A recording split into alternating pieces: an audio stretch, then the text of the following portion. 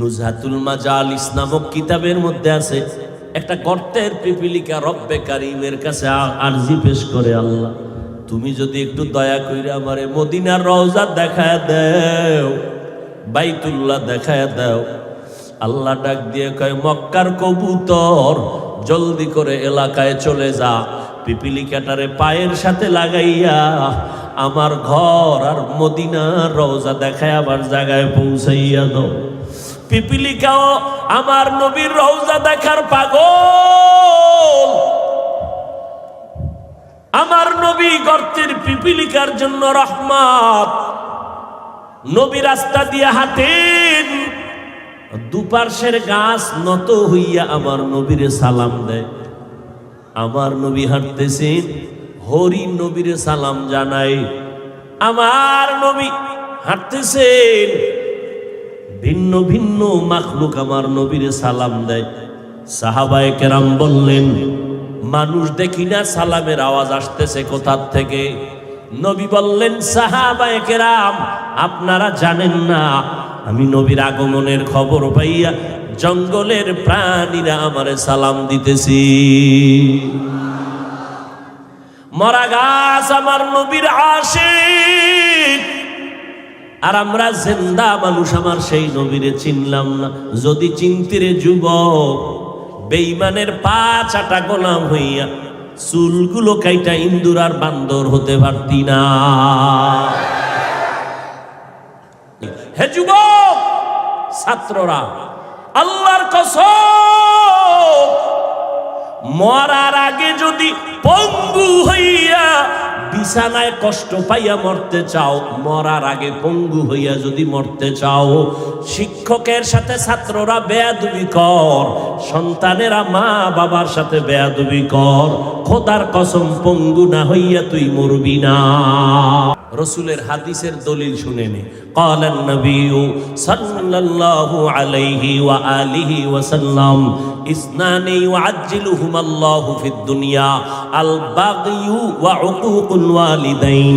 পয়গম্বর বলেন, এই উম্মতের দল, দুইটা অপরাধ আছে দুনিয়াতে করলেই মরার আগে শাস্তি হবে, মরার পরে না আগে। এই যুবকেরা বলো, পরে না আগে? কয়টা অপরাধ? দুইটা অপরাধ যদি করো মরার আগে দুনিয়াতে শাস্তি হবে। এক হলো জুলুম করলে শাস্তি হবে মরার আগে, দুই মা বাবার সাথে বেয়াদবি করলে মরার আগেই শাস্তি হবে।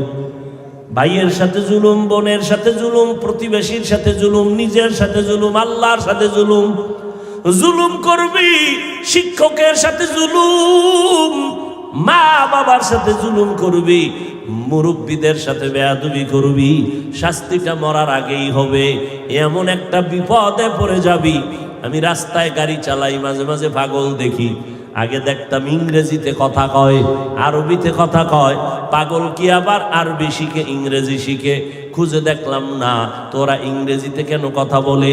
খোঁজ খবর নিয়া সর্বশেষ আমি জবাব পেলাম, এরা ইংরেজি আর আরবি আলাদা শিখে না, বরং এরা স্কুলের ভালো ছাত্র ছিল, ইংলিশ ম্যান, আবার মাদ্রাসায় পড়ুয়া ভালো আরবি বলনেওয়ালা ছাত্র ছিল।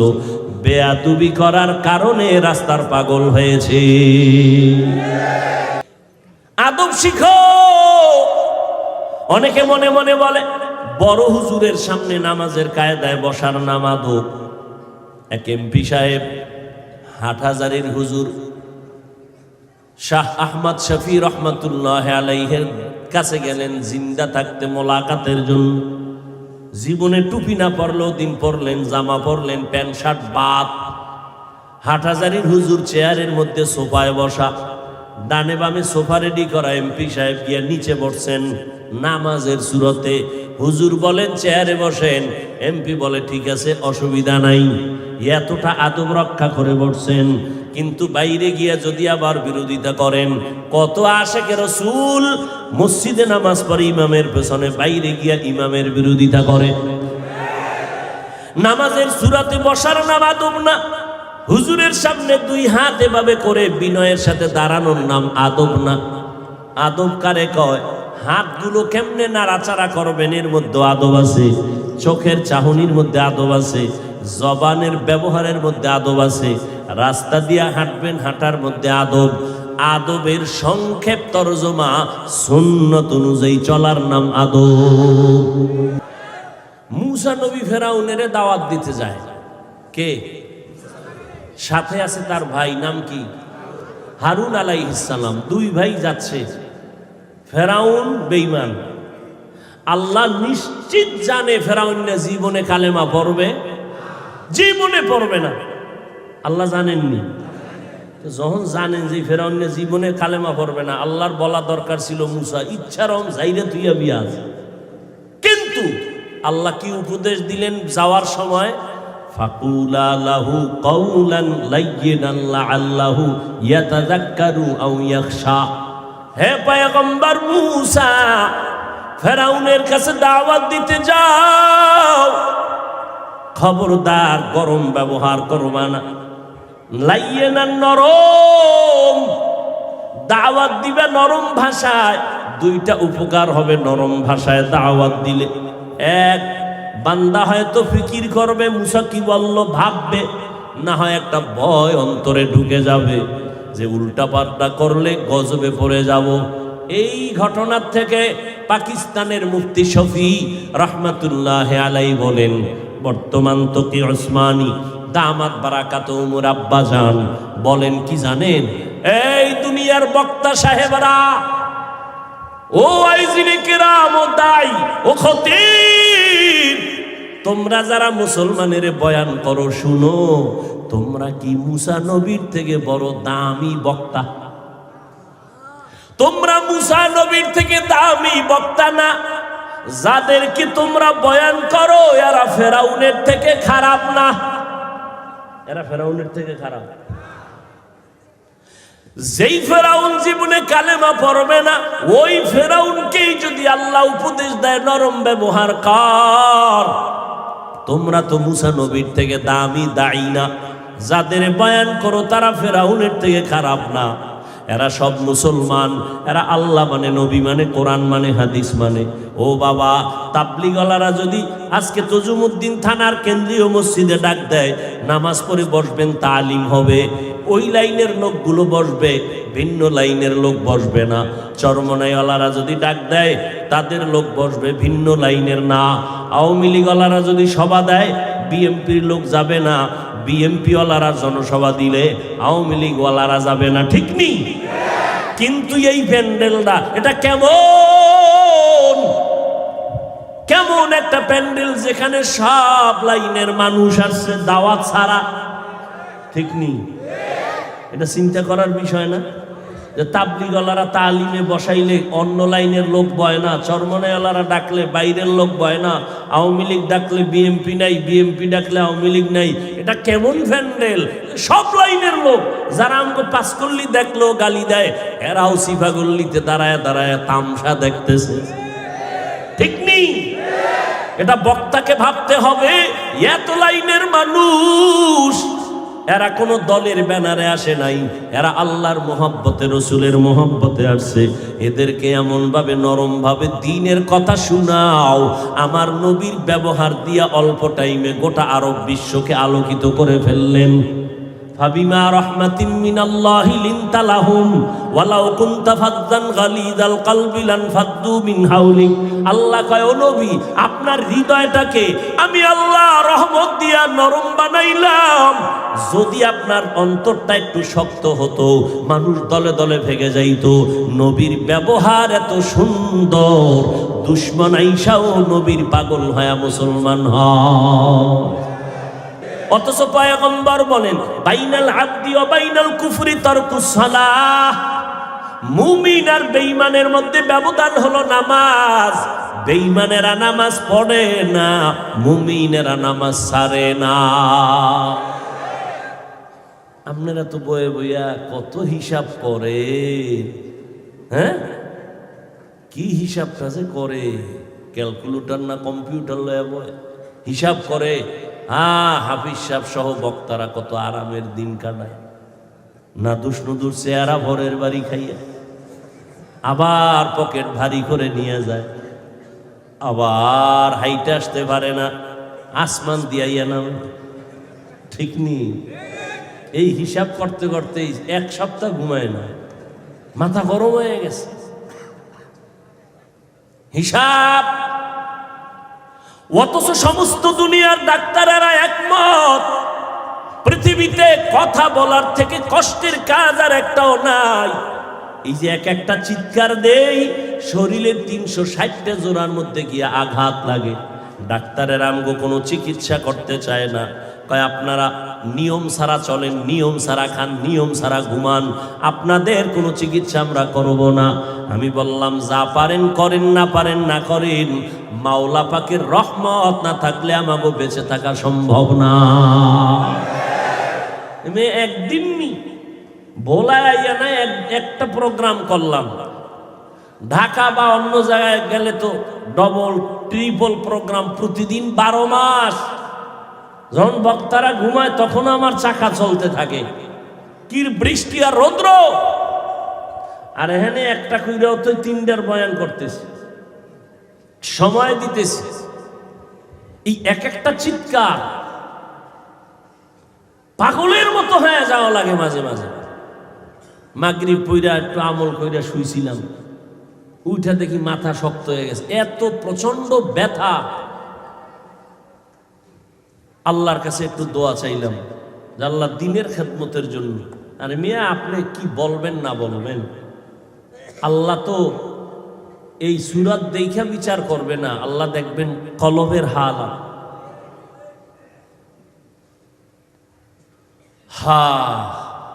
এত কষ্ট করি, কপ্টারে প্রোগ্রাম, এই যে আমার ভাইজান যায় মাদ্রাসায়, দেখে না মানুষের এত সিরিয়াল।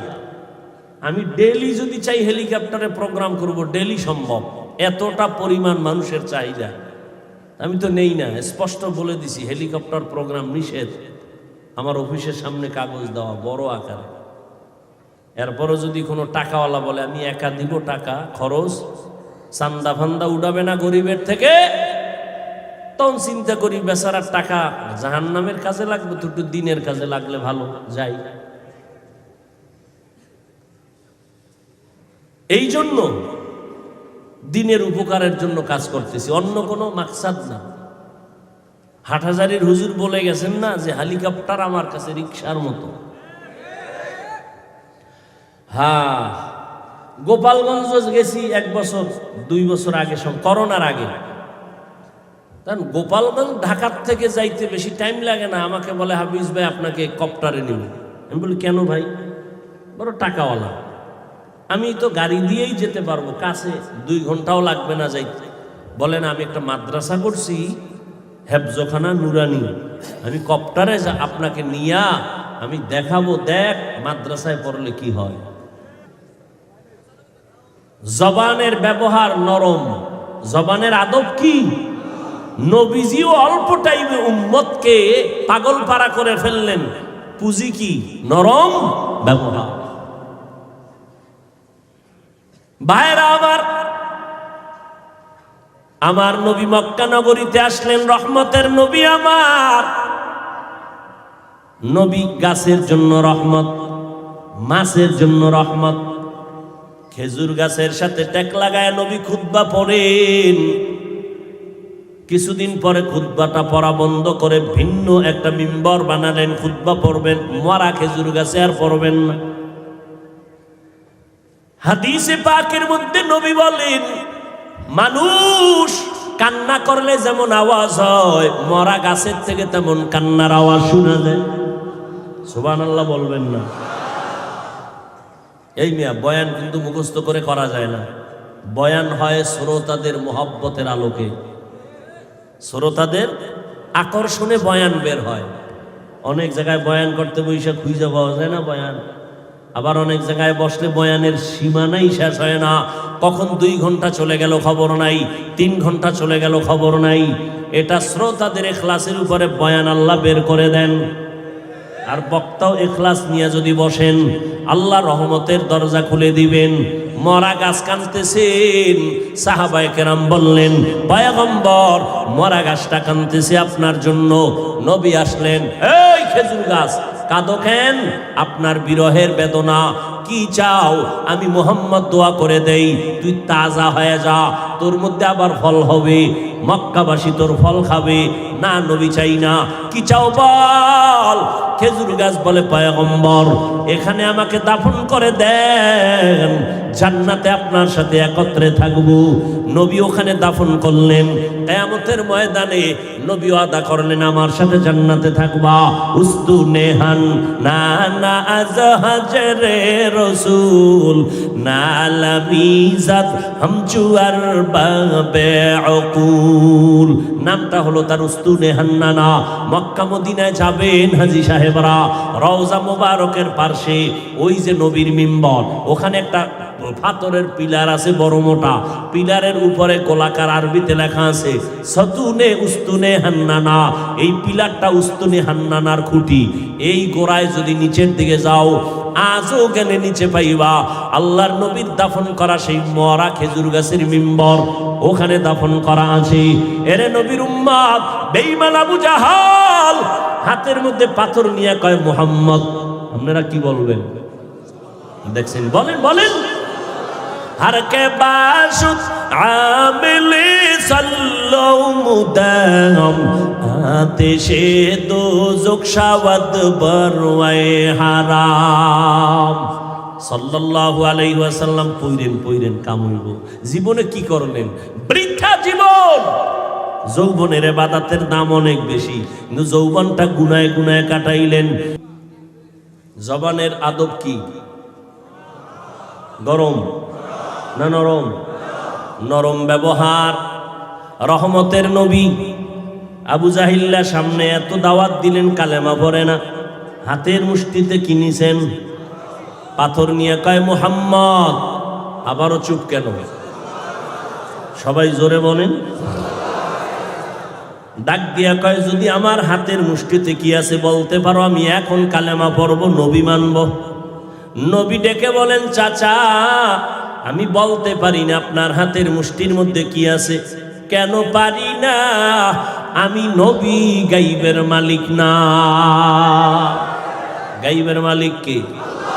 কুল্লা ইয়ালামু মান ফিস সামাওয়াতি ওয়াল আরদিল গায়বা ইল্লাল্লাহ।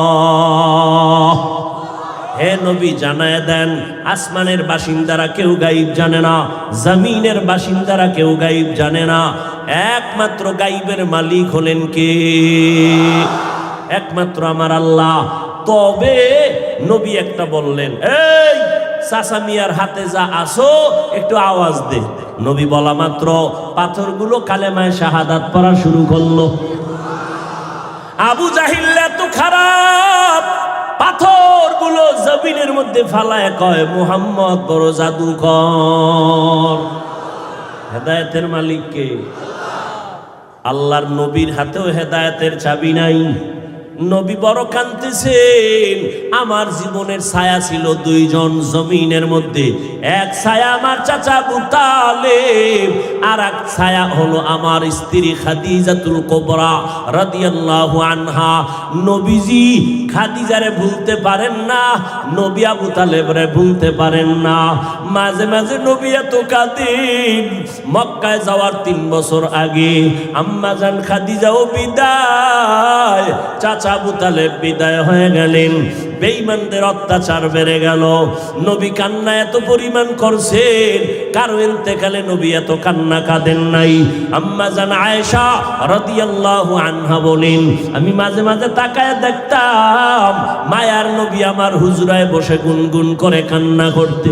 আমি জিজ্ঞাসা করতাম, ও পয়গম্বর আমার বেয়াদবির কারণে আপনি কাঁদেন নাকি? বলেন না রে আয়েশা, তোমার কারণে না। আমার মনে পড়েছে খাদিজার কথা। খাদিজার কথা মনে পড়লে আমি চোখের পানি ধরে রাখতে পারি না। কারণটা কি জানো রে আয়েশা? তুমি আমার সুখের দিনের বিবি, আর খাদিজা আমার দুঃখের সময়ের বিবি। যেই সময় আমার চতুর্মুখী দুশ্মনের আঘাত, আমার খানা নাই, ঘুম নাই, এত কষ্ট, ওই সময় আমার ছায়া দান করে সহযোগিতা করেছে খাদিজা। আমি দিনের দাওয়াত দিয়া যাইতাম, যত রাত হোক ঘরের দরজায় সালাম দিতে দেরি, খাদিজার দরজা খুলতে দেরি হতো না।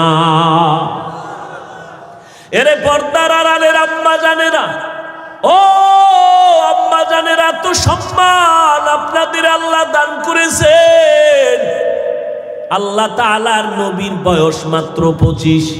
বিশ্ব নবী হিসাবে তার শক্তির তো তুলনাই নাই। বিশ্ব নবী হিসাবে তার শক্তি আলাদা।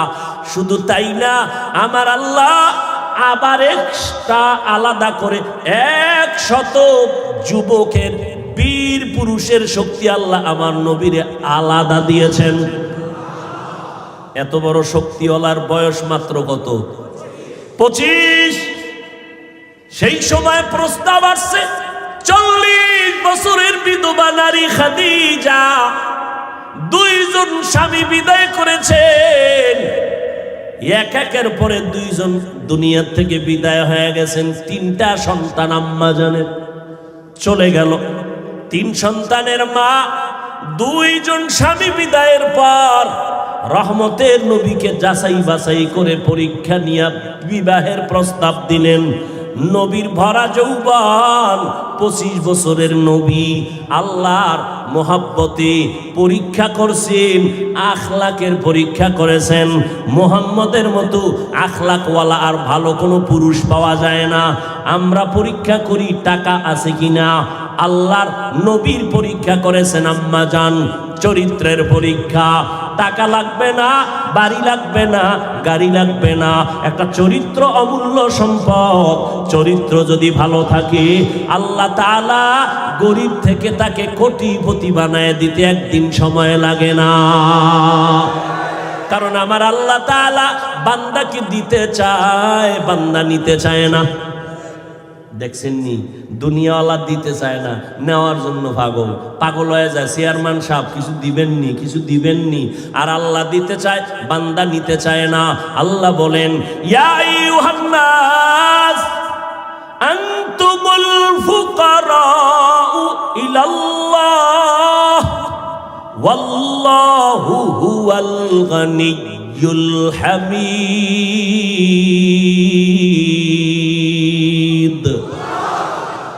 আল্লাহ তাআলা বলেন, এই মানুষেরা তোমরা বড় ফকির, আমি আল্লাহ হলাম ধনী।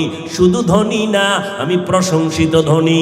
দুনিয়ার ধনীওয়ালারা বদনামওয়ালা ধনী, যা দান করে তা খোটা দিয়া এরপরে মজা মিটাইয়া দেয়। এই মসজিদটা দেখছনি, আমি দিয়া টাকা দিয়া করছি, মাদ্রাসাটা আমার টাকায় হয়েছে, অমুক যা রাস্তা কালবাট আমি করেছি। যা দান করে আবার জবানের কথা দিয়ে তার জাল মিটায় দেয়। অমুকেরে দেখো দোকান দিয়ে আগাইতেছে, আমার টাকার দোকান, আমার বাড়ি, আমার গাড়ি। আল্লাহ কয়, দেখ আমি দান করতে রাজি, কিন্তু খোটা দিতে রাজি না। ও বান্দা, আমি আল্লাহ এহসান জিতনা নেওয়ালা না। এরে নবীর আশিক, দুনিয়ার সবাই ফকির, আমি আল্লাহ হলাম প্রশংসিত ধনী। আল্লাহ তাআলার কাছে বান্দা চায়, ফজরের সময় চায়, জোহরের সময় চায়, মাগরিবের সময় চায়, এশার সময় চায়। আল্লাহ কয়, আমিও দিতে চাই। এমন একটা রাত নাই যেই রাতে আমার আল্লাহ দেওয়ার জন্য আসেন না। যারা জানেন তারা একটু বলবেন, আল্লাহ দেওয়ার জন্য কখন আসেন? কোন সময়? গভীর রজনী, রাতের শেষ ভাগে আমার আল্লাহ কোথায় আসেন? প্রথম আসমানে আসিয়া বান্দাকে ডাকেন, বান্দা তুই না ফজরের সময় চাইলি, জোহরের সময় চাইলি, আসরের সময় চাইলি, মাগরিবে এশায় চাইলি, আমি আল্লাহ দেওয়ার জন্য আসছি। আলা মিন মুস্তাগফিরিন ফাগফিরালা, আলা মিন মুস্তারজিকিন ফারজুকা। এ গুনাহগারেরা গুনাহ ক্ষমা চা, আমি আল্লাহ ওয়াদা দিলাম, যা চাবি আমি এখন আল্লাহ দিয়া দিব। অতিও গভীর হয় রজনী যখন, নীরবে প্রভুর নাম জপিও তখন। প্রভুর করুণা যদি পাইবারে চাও, অতি গভীর রজনীতে উঠে আল্লাহর গুণগান গাও। যত আল্লাহর ওলি গভীর রাতে কান্না ছাড়া ওলি হতে পারে নাই, বুজুর্গ হতে পারে নাই। ওই সময় যারা চাইছেন অল্প হলেও তারা পাইছেন, আর আল্লাহর থেকে অল্প পাইলেও আল্লাহ অনেক দান করেন। আল্লাহর বান্দার জন্য এটা অনেক বিশাল বড় পাওয়া। গভীর রজনীতে আল্লাহর কাছে চাও, যারা চাও আল্লাহ দেওয়ার জন্য প্রতিদিন একটা দিনও বাদ নাই। প্রথম আসমানে আসিয়া তার বান্দাকে দেওয়ার ওয়াদা করেছেন। এরে নবীর উম্মতের দল, আম্মাজানকে বিবাহ করলেন নবী। চাচা আবু তালিব বলে, রে ভাতিজা, তোমার টাকা নাই, ঘর নাই, চিন্তা করবা না, খাদিজার প্রস্তাবে আলহামদুলিল্লাহ বলো। টাকা আমি দিব, মহারানার টাকাও দিব, অনুষ্ঠান যা লাগবে তাও খরচ আমি দিব। এমনকি খাদিজার সাথে তোমার প্রথম বিবাহের খুতবা আমি আবু তালিব পড়ব। এইবার বিয়া হয়ে গেল।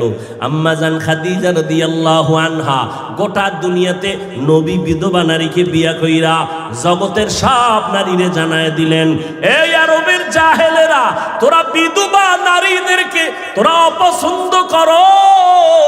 আমি বিশ্ব নবী 25 বছর বয়সে 40 বছরের বিধবা নারী খাদিজাকে বিয়া করে দেখাইলাম। ইসলাম সারা নারীর সম্মান দিতে কেউ পারে না। বড় বড় পণ্ডিত ভাই রয়েছে, এই কই যান আপনারা? দেখছেননি কারবার, কারো জ্যৈষ্ঠ মাস, কারো সর্বনাশ। হ্যাঁ, মদিনার নবী বললেন, আমি ইসলামের মাধ্যমে নারীদের সম্মান বাড়ায় দিলাম। এই খাদিজা রাদিয়াল্লাহু আনহার গর্বে আল্লাহ তাআলা আমার নবীকে 4টা কন্যা দান করলেন। কয়টা কন্যা? ছেলে এসেছে, ছেলে বেঁচে নাই। নবী গর্ব করে বলেন, ও দুনিয়ার পুরুষেরা, ও দুনিয়ার পুরুষেরা শুনো, আমি বিশ্ব নবী, আমার একটা ছেলেও নাই, আমি 4 কন্যার বাবা। কয় কন্যার বাবা? কন্যা হওয়া লাভ না ক্ষতি? এই কপাল ভরা যারা ছেলে চায়, মেয়ে হইলে কষ্ট পায়, লেখা রাখো, ওই ছেলে 10টা হলে কি লাভ হবে? কয়েক মাস আগে ঢাকা বাড্ডা থানা, কি থানা? বাড্ডা থানায় বাবার টাকায় বড় লোক বাবা, কোটিপতি, 2টা ছেলেরে লেখাপড়া করাইয়া বড় বানাইলো। বাবাই মরে গেল। তোমরা ফেসবুকে দেখেছো, মিডিয়ায় দেখেছো, বাবার লাশটা সামনে ফালাইয়া 2 ভাই বাবার টাকা পয়সা নিয়ে ভাগ বটোয়ারায় ঝগড়া শুরু করলো। 24 ঘন্টা ঝগড়া করলো, বাবার লাশটা পর্যন্ত দাফন কেউ করার চিন্তাও করলো না। এমন কুলাঙ্গার জন্ম দিয়ে কি লাভ হবে? এমন কুলাঙ্গারের বাবা দাবি করলে কি লাভ হবে? 10টা ছেলে হলে কি লাভ হবে? যেই ছেলেদের কারণে মা বাবার জেলখানায় যেতে হবে, সম্মান নষ্ট হবে। এমন 10টা ছেলের দরকার নাই। একটা ছেলে যদি হয়, মা বাবার সম্মান বাড়ে। এমন একটা কোরআনের হাফেজ জমিনেই যথেষ্ট। এরপরে যাগো মেয়ে হবে। অনেকে বলে ছেলে হইলে বুঝি কোটিপতি হইতাম। আরে পাগল, ওই মেয়েটা হইয়া আল্লাহ তোরে এমন বরকত দিবে, 10টা ছেলে যা না করবে, এই একটা মেয়ের জামাই দিয়া আল্লাহ তোরে তার থেকে বেশি দিবে। মেয়ের জামাইরা শ্বশুরের 14 পুরুষ খাওয়ানোর মতো দেওয়ার ক্ষমতাওয়ালা জামাই নাই? নাই। আর কিছু জামাই আছে, ওর বাড়ির পায়খানা না খাইয়া বিয়েই করতে চায় না। শ্বশুর বাড়ির পায়খানা খাইতেই হবে, সে 8 আনা হোক, তারপরও খেতে হবে, শর্ত দিয়া খেতে হবে। বিদেশের ভিসা ছাড়া বিয়া করা যাবে না। বলাতেই গজব আসেনি? এটার নাম দিছে যৌতুক। যৌতুক ইসলামেও হারাম, সরকারি আইনেও হারাম। যারা যৌতুক খায় এরা নারীদের দুশ্মন, এরা বড় ডাকাত, এরা বড় জালেম। এদের মতো ডাকাত এই জমিনে আর কেউ নাই। আল্লাহ হেদায়াত দান করুন। তাও আবার বিদেশের ভিসা লয়নি ভোলায়। আচ্ছা, বিদেশের ভিসা নাই কি বৌদ্ধ সহ না নিজের একা? একাড্ডা নিয়া এবার 2-4 মাস থাইকা বিদেশ যাবে। এই চোরার ঘরের চোরা, তুই যে ভিসাটা লইলি নিজের জন্য, বউরে কার কাছে রাইখা যাবি? বুদ্ধিমান আবার জবাব দেয়, আমার ছোট ভাই পাহারা দিবে। আছে না নাই? এই মিয়া সত্য কথা বলো। হ্যাঁ, কি বিচার করেন? সব বৃদ্ধাশ্রমে ফাটাই দিবেন, ঠ্যাঙের গিরাটি সাইজ করে লাগবে। ডাকাত কোথাকার যুবক, মাওলায় দুইটা হাত দিছে, শক্তি আছে, কামাই কর। শরীরের মধ্যে জিদ কইরা বলবি নিজ হাতে কামাই কইরা নিজ পায়ে দাঁড়াবো, আমার টাকা আমার হরু বাড়ির সব কুষ্টি সুদ্ধা খাবি, আব্বা আম্মা খাবি, আমি ফকিন্নির বাচ্চা না, 2 টাকা হরু বাড়ির থেকে আমি যৌতুকের নামে খাবো না, আমার টাকা খাইয়া তোরা কথা বলবি। যদি এমন সাহস নিয়ে দাঁড়াইতে পারো, জীবনে তোমার স্ত্রী মাস্তানি করার সাহস পাবে না।